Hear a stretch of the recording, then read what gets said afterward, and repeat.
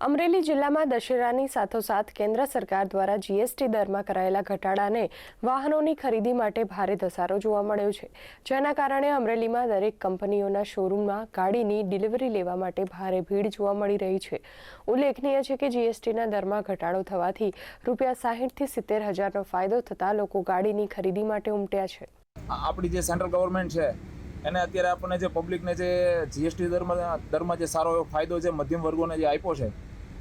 એને આધીન પછી અમને એવી ઈચ્છા થઈ કે ચાલો હવે આપણને અત્યારે મારે આ ગાડી લેવામાં મને ₹1 લાખ મને ફેર પડ્યો છે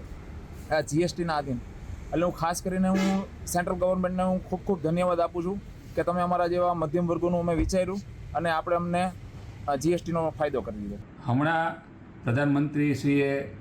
એક નવરાત્રિની સપ્રમ ભેટ જીએસટીની આપેલી છે પ્રજા માટે, અને જેથી જીએસટી ઘટવાથી નાની ગાડી અને મોટી ગાડીનું વેચાણ ખૂબ જ વધ્યું છે